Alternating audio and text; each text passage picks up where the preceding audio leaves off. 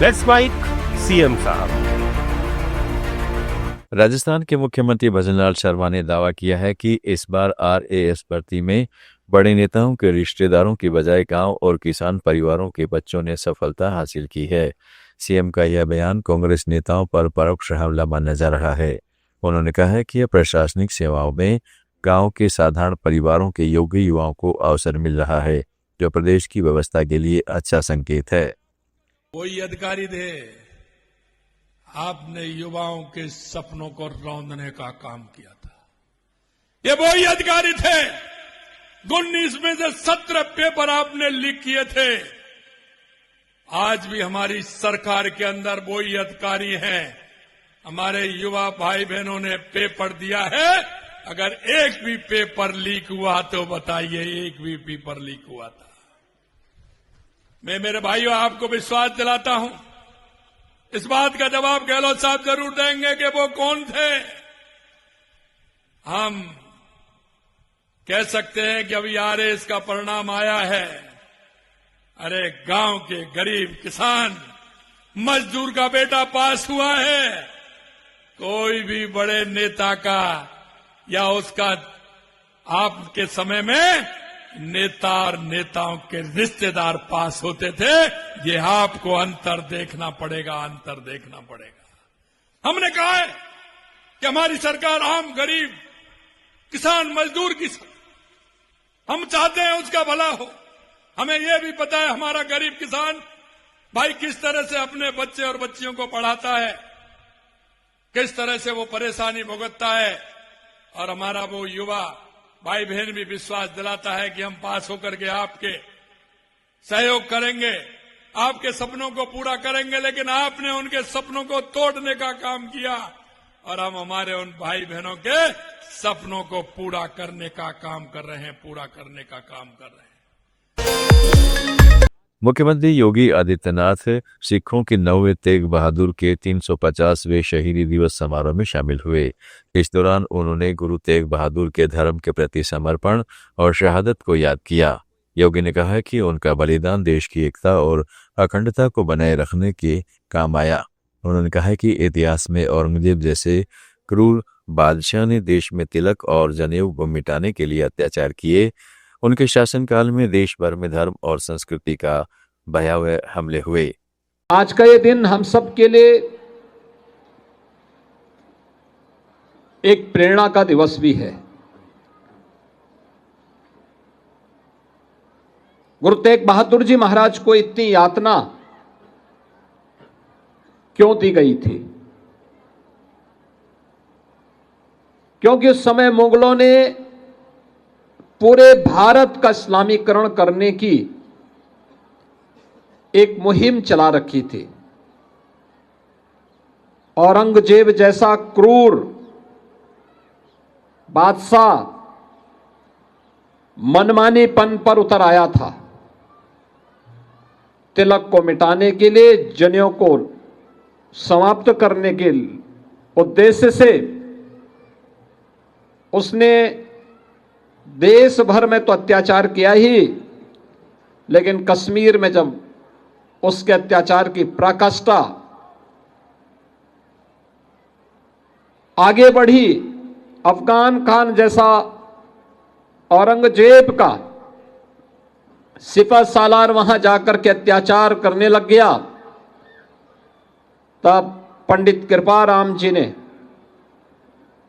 जब कहीं शरण नहीं मिली तो गुरु तेग बहादुर जी महाराज की शरण में जाकर के याचना की थी।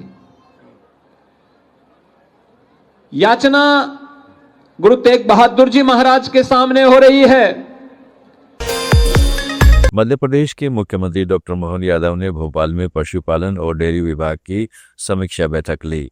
उन्होंने प्रदेश में गोपालन को बढ़ावा देने और दुग्ध सहकारी समितियों की संख्या में सतत वृद्धि सुनिश्चित करने के निर्देश दिए। मुख्यमंत्री ने विभाग में लंबित रिक्त पदों पर शीघ्र नियुक्ति करने और दुग्ध उत्पादन को बढ़ाने पर विशेष जोर दिया। इसके साथ ही उन्होंने गाय पालन और दूध से निर्मित उत्पादों के बेहतर प्रबंधन के लिए आवश्यक दिशा निर्देश जारी किए ताकि किसानों और गोपालकों की आय में बढ़ोतरी हो सके। छत्तीसगढ़ के मुख्यमंत्री विष्णुदेव साय ने दिल्ली प्रवास के दौरान कई महत्वपूर्ण बैठकों और कार्यक्रमों में हिस्सा लिया।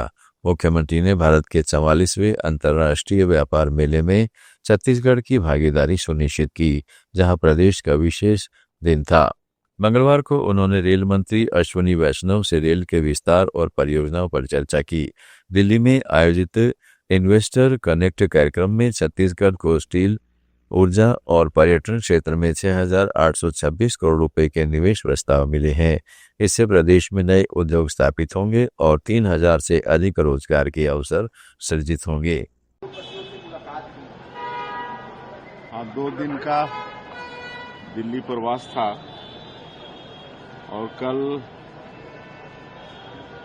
हमारे भारतीय जनता पार्टी के राष्ट्रीय अध्यक्ष और स्वास्थ्य मंत्री आदरणीय श्री जेपी नड्डा जी से मुलाकात हुई और उनसे छत्तीसगढ़ में स्वास्थ्य चिकित्सा के विस्तार पर चर्चा हुई है और केंद्रीय खाद्य और उपभोक्ता मामलों के मंत्री चिराग पासवान जी से भी मुलाकात हुई और उनसे छत्तीसगढ़ में निपटेम की एक शाखा स्थापित हो इसकी मांग किए हैं और उन्होंने आश्वस्त किया है।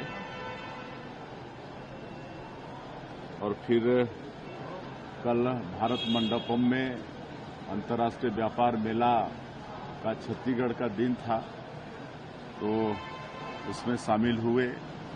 हमारे साथ हमारे प्रदेश के उद्योग मंत्री भी थे, CSIDC के चेयरमैन राजीव अग्रवाल भी थे और हमारे प्रदेश के कलाकारों ने वहां पर सांस्कृतिक कार्यक्रम पूरे देश के सामने रखा और वहां पर हमारे प्रदेश का एग्जीबिशन भी लगा है, आपके पोशाक के वस्त्रों का और यहाँ के हस्तशिल्प जो बेल मेटर वगैरह से जो सामान बनते हैं उनका, टेराकोटा का और अच्छा। गुजरात के मुख्यमंत्री भूपेंद्र पटेल ने नवसारी में 475 करोड़ रुपए से अधिक की लागत वाले विकास कार्यों का उद्घाटन और शिलान्यास किया।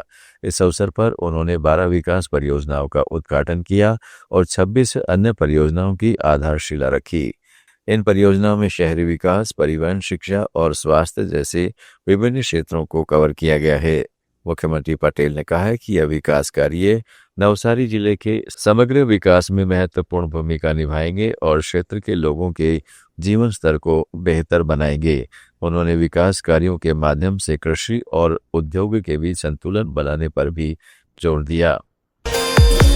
बिहार के मुख्यमंत्री नीतीश कुमार ने पटना में मंदिरी नाला के पास विकास कार्यों का निरीक्षण किया। इस दौरान उन्होंने निर्माण कार्य की धीमी गति पर नाराजगी जताई और अधिकारियों को काम में तेजी लाने के कड़े निर्देश दिए। मुख्यमंत्री ने कहा कि वे कई बार इस स्थल का निरीक्षण कर चुके हैं, लेकिन काम अभी तक पूरी तरह से समाप्त नहीं हुआ है, इसलिए इसे जल्द से जल्द पूरा किया जाना चाहिए। इस दौरान मंत्री नितिन नवीन ने कहा, मुख्यमंत्री ने जो संकल्प लिया है उसे सिद्धि तक पहुंचाने के लिए सरकार के गठन के पहले दिन से ही काम शुरू हो गया है। हम नए साल में बिहार की जनता को यह नया तोहफा देंगे। नाला, उसके बाद मंदिरी नाला का जो सेकंड पोर्शन है प्रगति यात्रा में जो गया था उसको देखा। बाजघाट के जो प्लेनेटोरियम बन रहा है उसकी समीक्षा की और मंदिर नाला की सब नालों का निरीक्षण कर यथाशीघ्र काम को क्रियान्वयन करना। यानी मुख्यमंत्री जी ने जो संकल्प लिया है उसको सिद्धि तक पहुंचाने में पहले दिन से ही सरकार के गठन से काम शुरू हो गया है। यही है नीतीश कुमार की सरकार की। कब तक है ये शुरू हो जाएगा ना? उसको भी हम लोगों ने जो समय में थोड़ा लैगिंग था उसको पूरा करके, और अब मुझे लगता है कि जो मेजर हर्डल से पार हो गए हैं, हमको लगता है कि अब डेट हम न घोषित करें कि कई बार हम लोगों ने डेट को लिया है, तो अब इसकी जो हर्डल से पार हो गया है, यथाशीघ्र हम लोग नए साल में ये तोहफा हम बिहार की जनता को देते हैं। लेट्स माइक सीएम साहब में फिलहाल इतना ही। देखते रहिए, सुनते रहिए लेट्स माइक। नमस्कार।